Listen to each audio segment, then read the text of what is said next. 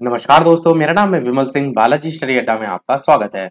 Junior super TET के syllabus के according जो आपका चैप्टर है जंतुओं की संरचना व कार्य, उसी के अंतर्गत अलग अलग तंत्रों की हम बात कर रहे थे।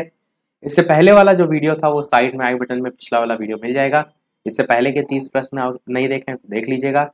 आज हमारा जो 61 से लेकर प्रश्न नंबर 100 तक यानी कि लगभग 40 प्रश्न हम देखेंगे और इसके अंतर्गत हमारा कंकाल तंत्र और साथ ही साथ अंतः स्रावी तंत्र जो है हम दोनों को देखेंगे। तो अभी हमारा कंकाल तंत्र जो है वो चल रहा है। लास्ट में एक प्रश्न हम आपसे भी पूछेंगे। चलिए स्टार्ट करते हैं। तो पहला प्रश्न कह रहा है 61 नंबर की, एक कंडरा जिसको हम इंग्लिश में टेंडन कहते हैं वो किससे बनाया जाता है। 4 ऑप्शन दे रखे हैं, बताइए इनमें से कौन सा सही होगा। तो आंसर की बात करते हैं ऑप्शन एबीसीडी में से। तो आपका पहला ही ऑप्शन यानी कि केवल कोलेजन फाइबर जो है वो सही हो जाएगा। एक कंडरा जो है वो किससे बनाया जाता है, केवल कोलेजन फाइबर जो है इससे बनाया जाता है। अगला है हमारी पेशियों में किस अम्ल के कारण पीड़ा जो है वो होती है। इसी प्रश्न को इस तरीके से भी पूछा जाता है कि किस अम्ल के कारण या मांसपेशियों में किस अम्ल के कारण हमें थकावट जो है वो महसूस होती है। आप देखते हैं ना कि आप दौड़ते हैं, बहुत ज्यादा वर्कआउट करते हैं तो थकावट हमें क्यों होती है, क्योंकि जो लैक्टिक अम्ल है, आंसर की बात करें तो लैक्टिक अम्ल आपका सही हो जाएगा। लैक्टिक अम्ल जो है ये आपका जमा हो जाता है और इसी के कारण आप कहेंगे कि हमें पीड़ा महसूस होती है या थकावट महसूस होती है। लैक्टिक अम्ल आपका एक कार्बोक्सिलिक अम्ल जो है वो होता है। इसका अणु सूत्र होता है C3H6O3। ये इसका अणु सूत्र होता है। अगला देखते हैं। मनुष्य के शरीर में वर्टिब्रेट निम्न में से किसका भाग है। 4 ऑप्शन दे रखे हैं, बताना है आपको इनमें से कौन सा जो है वो सही होगा। वर्टिब्रेट जो है वो किसका भाग है। आंसर की बात करते हैं ऑप्शन एबीसीडी में से। तो आपका सी वाला ऑप्शन यानी कि रीढ़ की हड्डी जो है वो बिल्कुल सही हो जाएगा। तो आप कहेंगे कशेरुक की प्राणी या कशेरुक जो प्राणी है उनसे संबंधित होते हैं वर्टिब्रेट। अगला है 64 प्रश्न कि मानव शिशु के शरीर में कितनी हड्डियां होती हैं। बहुत ही आसान सा प्रश्न है, जल्दी से बताइए इन 4 ऑप्शन में कौन सा सही होगा।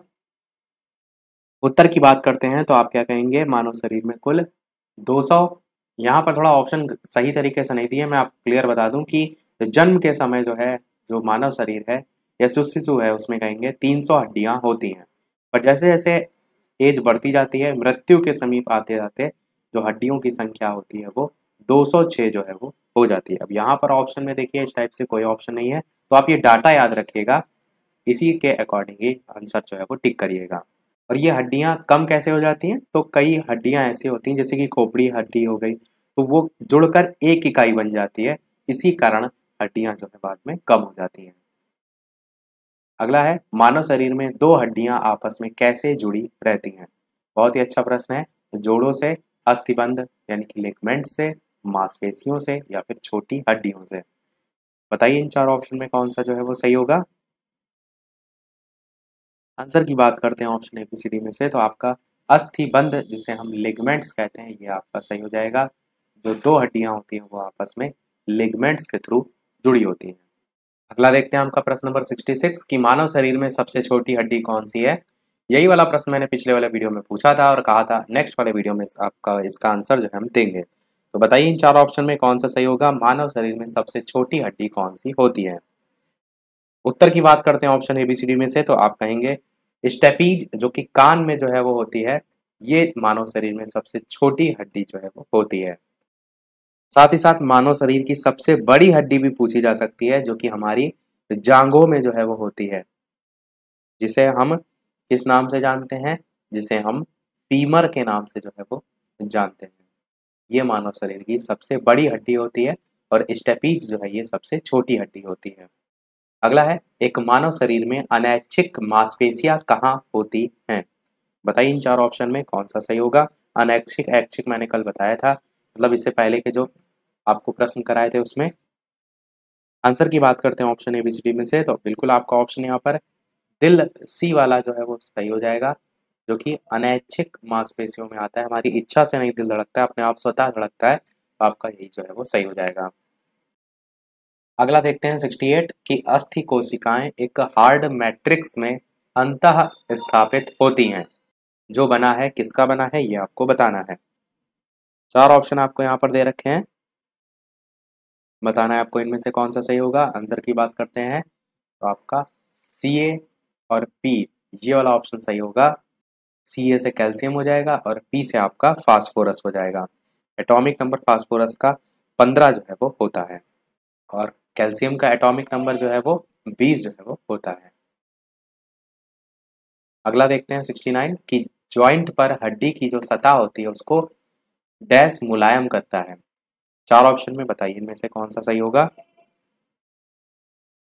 आंसर की बात करते हैं option A B C D में से तो आपका ए वाला ऑप्शन यहाँ पर सही होगा, यानी कि कार्टिलेज जो है वो सही होगा। जॉइंट पर हड्डी की सतह को जो कार्टिलेज होता है वो मुलायम जो है वो करता है। अगला है अस्थि कोशिकाएं एक दृढ़ आव्यूह में जो है वो अंतः स्थापित होती हैं, जो किससे जो है वो बना होता है। चार ऑप्शन है, बताइए इनमें से कौन सा सही होगा। अंतः कोशिकाएं जो है उनके संदर्भ में पूछा गया है। आंसर की बात करते हैं option A B C D में से तो आपका पहला ही ऑप्शन यहाँ पर सही होगा, यानी कि कैल्शियम और फास्फोरस जो है आपका बिल्कुल सही होगा, इससे जो है वो बना होता है। कैल्शियम तो आप जानते हैं मुख्य तत्व ही होता है इसमें। अगला है 71 प्रश्न कि किसको मांसपेशिया कौन है या डैश मांसपेशियों को कंकाल मांसपेशियां भी कहा जाता है। अनैच्छिक, रेखित, हिद्द या फिर ऐच्छिक। हृदयक को हिद्द करके भी लिखा रहता है, तो बताइए इन चारों ऑप्शन में कौन सा सही होगा। और वीडियो पसंद आए तो सभी लोग वीडियो को लाइक भी करते रहिएगा ताकि इसी प्रकार अच्छे अच्छे प्रश्न आगे भी हम आपको प्रैक्टिस कराते रहें। तो सभी लोग वीडियो को लाइक जो है वो अवश्य करते रहिए। आंसर की बात करते हैं option A B C D में से कौन सा जो है वो सही होगा। तो आपका ऑप्शन नंबर डी, ऐच्छिक में जो मांसपेशियां होती हैं उनको कंकाल मांसपेशियां भी कहा जाता है, क्योंकि हमारे शरीर में जो भी हम मूवमेंट करते हैं अपने कंकाल से संबंधित, जैसे आप हाथ को इधर से उधर मूव कर रहे हैं तो कंकाल ही तो है, तो वो क्या है हमारी इच्छा से चीजें हो रही हैं, इसीलिए वो ऐच्छिक मांसपेशियां होती हैं, उन्हीं को कंकाल मांसपेशियां भी कहा जाता है। अगला देखते हैं 72 प्रश्न कि धारीदार जो पेशियां होती हैं वो डैश होती हैं। एक नाभिक, द्विनाभिक, बहुनाभिक या फिर अनाभिक। बताइए कौन सा सही होगा। तो आंसर की बात करते हैं ऑप्शन एबीसीडी में से तो आप कहेंगे बहुनाभिक जो है वो होती है। धारीदार पेशियों का कहने का मतलब यह है कि जब आप सूक्ष्मदर्शी की सहायता से देखते हैं तो उनमें धारियां दिखाई देती हैं। अगला देखते हैं 73 प्रश्न कि हमारी मांसपेशियों में अधिक ऑक्सीजन की आपूर्ति के लिए निम्नलिखित में से कौन सा हार्मोन हृदय की गति को बढ़ा देता है। Insulin hormone, animal hormone, thyroxine या फिर एड्रे एड्रेनलाइन। इस टाइप से चार ऑप्शन दे रखे हैं। आंसर की बात करते हैं ऑप्शन एबीसीडी में से तो आप कहेंगे एड्रेनलाइन जो हार्मोन है ये वाला आपका सही होगा। ये जो है हमारी मांसपेशियों में अधिक ऑक्सीजन की आपूर्ति के लिए बढ़ा देता है, जिससे हार्मोन जो हृदय है उसकी गति को जो है ये बढ़ाने का कार्य करता है। ये बढ़ाता किस लिए है, ताकि ऑक्सीजन की आपूर्ति जो है वो हमारी मांसपेशियों में अधिक हो सके। अगला देखते हैं 74 प्रश्न कि कान के अंदर कंपन तीन हड्डियों द्वारा प्रवर्धित होता है, जैसे डैश बीच वाले कान में। तो यहाँ फिल इन द ब्लैंक्स की जगह क्या आएगा ये आपसे यहाँ पर पूछा गया है। आंसर की बात करते हैं ऑप्शन एबीसीडी में से तो आपका हैमर, एनविल और स्ट्रिप ये जो है वो सही हो जाएगा। जैसे हैमर, एनविल और स्ट्रिप बीच वाले कान में, तो कान के अंदर कंपन तीन हड्डियों द्वारा प्रवर्तित होता है, उसी के संदर्भ में का सी वाला ऑप्शन सही हो जाएगा। अगला देखते हैं 75 प्रश्न की मध्य कान में मौजूद तीन हड्डियों के नाम जो है वो क्या है। चार यहाँ पर ऑप्शन दे रखे हैं, बताना है आपको इनमें से कौन सा जो है वो सही होगा।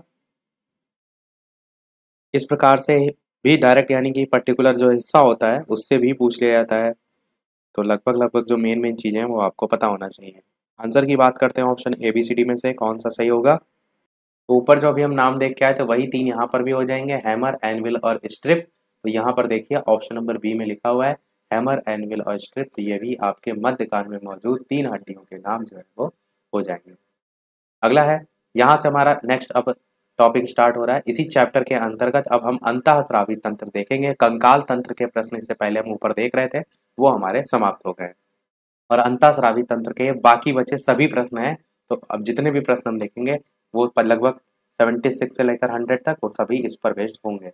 चलिए स्टार्ट करते हैं 76 से कि अंड जनन की प्रक्रिया में जो हार्मोन अधिकतम होता है उसका नाम जो है वो बताइए कौन सा इसमें से होगा। 4 ऑप्शन दे रखे हैं, बताना है आपको। अंड जनन की प्रक्रिया में जो हार्मोन अधिकतम होता है उसका नाम जो है वो क्या होता है। आंसर की बात करते हैं। आपका पहला ऑप्शन ही LH हार्मोन जो है वो सही हो जाएगा। LH हार्मोन की जो L और H की फुल फॉर्म है वो होती है ल्यूटिनाइजिंग हार्मोन। ये जो है वो एक प्रकार का प्रोटीन हार्मोन होता है जो कि सामान्य परिसंचरण द्वारा अगली फ्यूज ग्रंथि की जो गोनाडोट्रोप कोशिकाएं होती हैं उसमें जो है वो उत्पन्न होते हैं। तो यहाँ पर अंड जनन की प्रक्रिया में जो हार्मोन अधिकतम होता है वो LH हार्मोन हो जाएगा। अगला है इंसुलिन हार्मोन परिवर्तित करता है, किसको किसमें परिवर्तित करता है, बेहद ही महत्वपूर्ण प्रश्न है। बताइए इनमें से कौन सा जो है वो सही होगा। इंसुलिन हार्मोन परिवर्तित करता है। आंसर की बात करते हैं ऑप्शन ABCD में से, तो आपका ऑप्शन यहाँ पर बी वाला जो है वो सही हो जाएगा, यानी कि ग्लूकोज को ग्लाइकोजन में जो है ये परिवर्तित करता है। पूरी प्रक्रिया मैंने एक बार आपको बताई थी। इंसुलिन हार्मोन ग्लूकोज को ग्लाइकोजन में परिवर्तित करता है। अगला है हार्मोन जो एड्रेनलिन है वो इनमें से है, बताइए। 4 ऑप्शन यहाँ पर दे रखे हैं, थोड़ा सा जूम आउट और कर देते हैं ताकि आप देख सकें। बताइए इन 4 ऑप्शन में कौन सा जो है वो सही होगा। ऑप्शन थोड़े से बड़े हैं तो आप आसानी से पढ़ लें, इसलिए थोड़ा सा समय जो है मैं आपको एक्स्ट्रा दे रहा हूँ। आंसर की चलिए बात कर लेते हैं ऑप्शन ABCD में से, तो आपका पहला ही ऑप्शन बिल्कुल सही हो जाएगा कि जब कोई बहुत गुस्से में होता है या चिंतित होता है तो ये जो तनाव का स्तर है उसके समंजन में शरीर की सहायता करता है और इसी हार्मोन का नाम है एड्रेनल हार्मोन। तो आपका ए वाला ऑप्शन बिल्कुल सही हो जाएगा। अगला है कि मनुष्य के शरीर में 4 अंतःस्रावी ग्रंथियों की स्थिति A, B, C और D जो है वो अंकित की गई है। अब यहाँ पर ये आप देख रहे हैं 4 स्थितियां दर्शाई गई हैं। इनमें आपको ये बताना है कि इनमें से जो नीचे नामांकन दे रखा है वो कौन सा जो है वो सही नामांकन है। नीचे देखिए 4 नाम दे रखे हैं, एक एड्रिनल ग्रंथि लिखा हुआ है, यानी ए ऑप्शन में ये ABCD करके 4 दे रखे हैं। और थोड़ा सा जूम आउट करते हैं, बी में आपका इस प्रकार से दे रखा है और CD नीचे दे रखा है। तो एक बार आप पहले चित्र देख लीजिए कि ए यहाँ पर है, बी का यहाँ पर स्थिति है, सी की यहाँ है और डी की यहाँ है। इसमें कौन सा जो है वो सही नामांकन है ये आपसे पूछा गया है। तो पहला ऑप्शन है, दूसरा ऑप्शन ये है और तीसरा आपका ये है और चौथा आपका ये है। तो देखिए ए वाला जो दे रखा है वो तो आप जानते हैं यहाँ पर पीयूष ग्रंथि होती है, तो ये पीयूष ग्रंथि से संबंधित आपका बी वाला ऑप्शन है और सी वाला है। डी और ए तो कट जाएंगे। दूसरा देखते हैं बी वाला, बी यहाँ पर जो है वो अग्नाशय ग्रंथि होती है, अग्नाशय यानी बी में भी है और अग्नाशय नहीं थायराइड, गले में तो थायराइड ग्रंथि होती है ना, तो ये वाला बी वाला ऑप्शन भी कट जाएगा, सी वाला ऑप्शन बचेगा। तो आपका ये वाला आंसर सही होगा।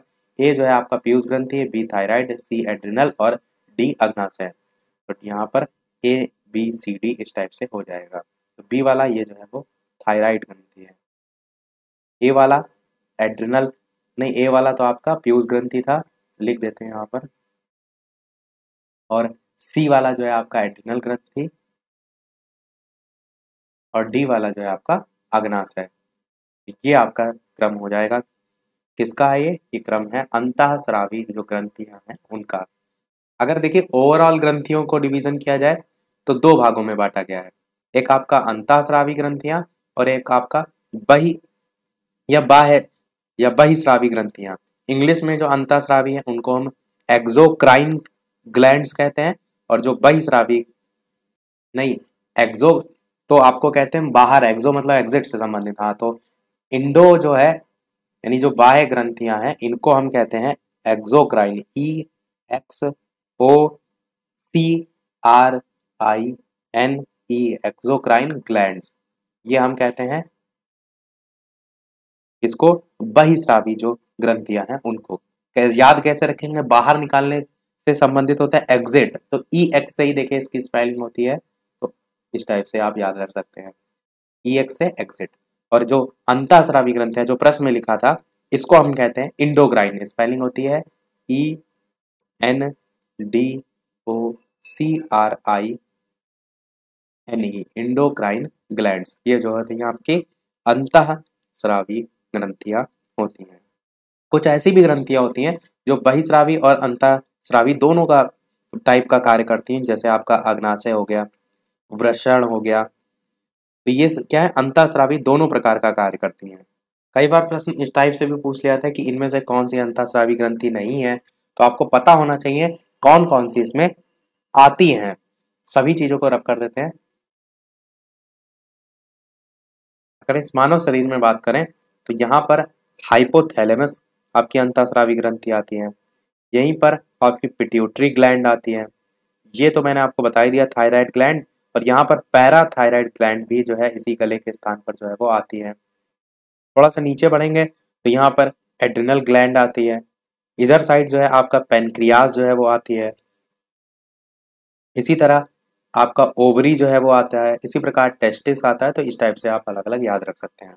अगला है प्रश्न की, जब कोई व्यक्ति गायटर नामक व्याधि से ग्रस्त है, इस व्यक्ति को कौन सी ग्रंथि ठीक तरीके से कार्य नहीं कर रही है, ये आपको बताना है। गायटर जो है यहाँ पर पूछा गया है। आंसर की बात करते हैं ऑप्शन एबीसीडी में, तो आपका थायराइड ग्रंथि जो है वो बिल्कुल सही हो जाएगा, गायटर नामक व्याधि से संबंधित होता है। अगला है, निम्नलिखित में से कौन सी अंतःस्रावी ग्रंथि जो है वो शर्करा या मधुमेह को नियंत्रित करने वाले हार्मोन को स्रावित करती है। एड्रिनल, अग्नाशय, पीयूष या थायराइड, बताना है आपको कौन सा सही होगा। आंसर की बात करते हैं तो आपका अग्नाशय जो है वो बिल्कुल सही हो जाएगा, अंतःस्रावी ग्रंथि जो कि मधुमेह को नियंत्रित करने वाले हार्मोन को स्रावित करती है।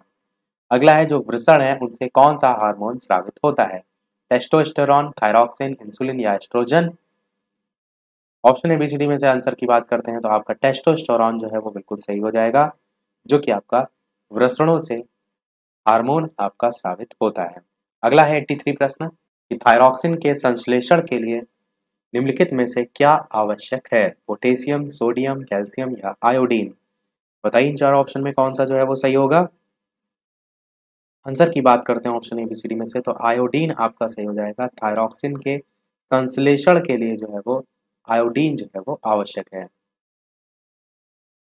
84 प्रश्न आपका कह रहा है, अंतःस्रावी जो ग्रंथि है उनको कहा जाता है पीयूष ग्रंथि, वाहिनीहीन ग्रंथि, अवट्टु ग्रंथि या फिर यकृति ग्रंथि। चार ऑप्शन दे रखे हैं, बताना है आपको इनमें से कौन सा जो है वो सही होगा। चलिए बात करते हैं आंसर की, इन चारों ऑप्शन में कौन सा सही होगा। तो बिल्कुल आपका बी वाला ऑप्शन वाहिनीहीन ग्रंथि सही हो जाएगा।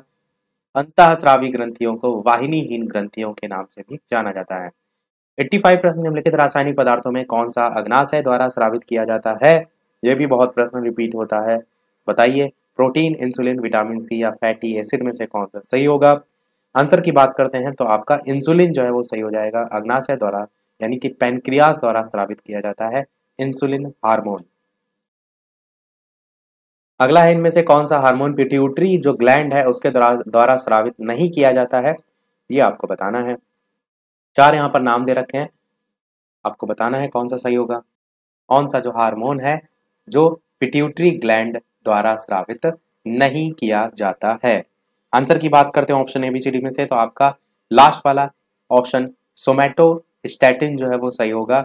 बाकी सभी स्रावित किए जाते हैं, पर प्रश्न में नहीं पूछा गया था, इसलिए आपका डी वाला ऑप्शन सही हो जाएगा। अगला है, इंसुलिन की खोज के लिए किसको नोबेल पुरस्कार से सम्मानित किया गया था। चार नाम दे रखे हैं, बताइए इनमें से कौन सा सही होगा। इंसुलिन की खोज के लिए किसको नोबेल पुरस्कार से सम्मानित किया गया था। आंसर की बात करते हैं ऑप्शन एबीसीडी में से, तो आपका फ्रेडरिक बैटिंग जो है वो सही हो जाएगा। इन्हें जो है वो सम्मानित किया गया था इंसुलिन की खोज के लिए। अगला 88 प्रश्न है कि मानव हाइपोथैलेमस जो ग्रंथि होती है वो कहाँ स्थित होती है। अभी जब मैंने इंडोक्राइन सिस्टम बताया था तो वहां पर देखिए सभी को मैंने बताया भी था, वहीं से यह प्रश्न जो है वो पूछा गया है। बताइए इन चार ऑप्शन में कौन सा सही होगा। आंसर की बात करते हैं तो मानव हाइपोथैलेमस ग्रंथि मस्तिष्क में उपस्थित होती है, मस्तिष्क में 3 ग्रंथियों को मैंने बताया, एक आपको हाइपोथैलेमस याद रखना है, एक आपको पिट्यूटरी ग्लैंड याद रखना है और एक आपको पीनियल ग्लैंड याद रखना है। तो ये 3 जो है वो मस्तिष्क में उपस्थित होती हैं। थायराइड आपका नीचे जैसे गले में जाते हैं वहां होती है, उसके नीचे और आएंगे तो थाइमस, और नीचे जाएंगे तो पेनक्रियास, पेनक्रियास के और नीचे एड्रिनल ग्लैंड, एड्रिनल ग्लैंड के नीचे ओवरी, और ओवरी जो है उसके नीचे टेस्टिका। तो ये सभी आपको सीरियल अगर याद होगा तो कैसे भी प्रश्न आएगा आप आसानी से कर ले जाएंगे। तो मानव हाइपोथैलेमस ग्रंथि मस्तिष्क में उपस्थित होती है। अगला 89 प्रश्न है कि मनुष्य के शरीर की वह ग्रंथि जो एंजाइम और हार्मोन दोनों स्रावित करती है उसका नाम जो है वो क्या है। 4 ऑप्शन दे रखे हैं, बताना है आपको इनमें से कौन सा सही होगा। आंसर की बात करते हैं तो अग्नाशय या पाचक ग्रंथि जो है आपका सही हो जाएगा। अगला देखते हैं आपका, मानव शरीर में लैंगरहैंस के आइसलैंड कहाँ पाए जाते हैं। छोटी आंत, अग्नाशय, पेट या दिल, बताना है आपको कौन सा सही होगा। आंसर की बात करते हैं तो आपका ऑप्शन अग्नाशय जो है वो बिल्कुल सही हो जाएगा। अगला है, इनमें से कौन सा हार्मोन थायराइड ग्रंथि द्वारा स्रावित नहीं होता है। थायराइड ग्रंथि जब भी बात हो तो आपको 2 हार्मोन याद रखने हैं। कभी भी अगर आपने स्वयं का भी चेकअप कराया होगा तो आप देखते हैं उसमें रिपोर्ट में लिख के आता है T3 और T4, इस टाइप से लिखा रहता है। उसमें T3 और T4 की रिपोर्ट में लिखा रहता है कि इतना इतना जो है वो लेवल है। तो ये जो T3 होता है इसी को हम कहते हैं ट्राई आयोडो थायरोनिन। क्या कहते हैं? ट्राई आयोडो थायरोनिन T3 को कहते हैं। और जो T4 होता है इसे हम कहते हैं थायरॉक्सिन। तो ये 2 प्रमुख होते हैं थायराइड जो ग्रंथि है उसके द्वारा स्रावित होने में, पर प्रश्न में नहीं पूछा गया है। तो देखिए कैल्सिटोनिन जो है ये भी होता है पर थाइमोसिन जो है वो नहीं होता है, इसलिए आंसर आपका डी वाला जो है वो सही हो जाएगा, जो कि थायराइड ग्रंथि द्वारा स्रावित नहीं होता है। पर T3 और T4 तो आपको हर हाल में पता होना चाहिए। अगला देखते हैं कि जठर ग्रंथियों द्वारा स्रावित जो हाइड्रोक्लोरिक अम्ल है यानी जो HCl है वो किस एंजाइम की क्रिया को आसान जो है वो कर देता है। पेप्सिन, एमाइलेज, लाइपेज या फिर ट्रिप्सिन, बताना है आपको इनमें से कौन सा जो है वो सही होगा। आंसर की बात करते हैं ऑप्शन ABCD में से तो आप कहेंगे पेप्सिन एंजाइम जो है वो बिल्कुल सही होगा, जो जठर ग्रंथियों द्वारा स्रावित HCl यानी हाइड्रोक्लोरिक जो अम्ल है उसको पेप्सिन एंजाइम की क्रिया को आसान जो है वो कर देता है। आपका पेप्सिन सही होगा। अगला है 93 प्रश्न, निम्न में से कौन सा हार्मोन युवा अवस्था के समय लड़कों में दिखाई देने वाली उपस्थिति में बदलाव लाता है। पशु हार्मोन, थायरॉक्सिन, टेस्टोस्टेरोन या इंसुलिन, कौन सा इनमें से सही होगा ये आपको बताना है। आंसर की बात करते हैं ऑप्शन ABCD में से तो आपका सी ऑप्शन टेस्टोस्टेरोन जो है वो बिल्कुल सही हो जाएगा। जो भी आप बदलाव देखते हैं उसके लिए जो है वो जिम्मेदार होता है। अगला है प्रश्न 94 कि यौवनारंभ के दौरान जो श्वेत ग्रंथियां होती हैं और वसा ग्रंथि होती है उनके उनमें जो स्राव होता है वो बढ़ता है। तो इन ग्रंथियों में इस समय कौन सा तत्व स्रावित होता है ये यहाँ पर पूछा गया है। आंसर की बात करते हैं ऑप्शन ABCD में तो आपका स्वेद और तेल जो है वो सही हो जाएगा, ये जो है वो स्रावित होता है। अगला है, महिलाओं में जो मादा हार्मोन एस्ट्रोजन होता है वो किसके द्वारा स्रावित होता है। अभी तक आपका टेस्टोस्टेरोन से ही संबंधित प्रश्न आ रहा था, पर अब यहाँ पर मादा हार्मोन एस्ट्रोजन से संबंधित पूछा गया है। बताइए प्रश्न नंबर आपका है ये 95, इन चारों ऑप्शन में कौन सा सही होगा। आंसर की बात करते हैं तो आपका अंडाशय जो है वो बिल्कुल सही होगा। तो महिलाओं में मादा हार्मोन जो एस्ट्रोजन है वो अंडाशय द्वारा जो है वो स्रावित होता है। अगला है, थायरॉक्सिन के संश्लेषण के लिए आवश्यक है लोहा, आयोडीन, सोडियम या कैल्शियम, कौन सा इनमें से सही होगा। आंसर की बात करते हैं तो आपका ऑप्शन आयोडीन जो है वो बिल्कुल सही हो जाएगा। आयोडीन जो है वो आवश्यक होता है थायरॉक्सिन के संश्लेषण के लिए। अगला है आपका कि रक्त में शर्करा या शुगर जो है उसके स्तर में वृद्धि का पता किसकी कोशिकाओं द्वारा चलता है। गुर्दा, अग्नाशय, पित्ताशय या फिर यकृत, 4 ऑप्शन दे रखे हैं, बताना है कौन सा सही होगा। आंसर की बात करते हैं ऑप्शन ABCD में से तो अग्नाशय जो है आपका सही हो जाएगा। रक्त में जो शर्करा है, शुगर है, उसके स्तर में वृद्धि का पता अग्नाशय जो कोशिकाएं हैं उनके द्वारा पता चलता है। अगला है पुरःस्थ जो ग्रंथि है उसे होने वाला जो स्राव है वो किसमें जो है वो प्रवेश करता है। 4 ऑप्शन दे रखे हैं, बताना है आपको। वृषण, मूत्रमार्ग, मूत्रनली, अवरक्त में से कौन सा सही होगा। आंसर की बात करते हैं तो आपका मूत्रमार्ग जो है वो बिल्कुल सही हो जाएगा। 99 प्रश्न है कि जो वृषण है वो आपका इनमें से कौन सा हार्मोन मुक्त जो है उसके द्वारा किया जाता है। तो 4 ऑप्शन में से कौन सा सही होगा, आंसर की बात करते हैं तो वृषण में जो हार्मोन मुक्त किया जाता है वो टेस्टोस्टेरोन हो जाएगा। यही आपका काफी बार प्रश्न भी पूछा भी जा चुका है। देखते हैं हमारा अगला और इस वीडियो का लास्ट प्रश्न, और इसके बाद एक प्रश्न हम आपसे भी पूछेंगे। और इस प्रश्न को देखने से पहले, आंसर देखने से पहले, वीडियो अभी तक आपने लाइक ना किया हो तो सभी लोग वीडियो को लाइक अवश्य कर दीजिएगा। आपके एक लाइक से मुझे भी मोटिवेशन मिलता रहे। चैनल पर नए हो तो सब्सक्राइब करके भी अवश्य जुड़ जाइएगा, और सब्सक्राइब के साथ ही साथ नोटिफिकेशन बेल को भी अवश्य ऑन कर लीजिएगा ताकि कोई आगे आने वाला वीडियो आपसे मिस ना हो।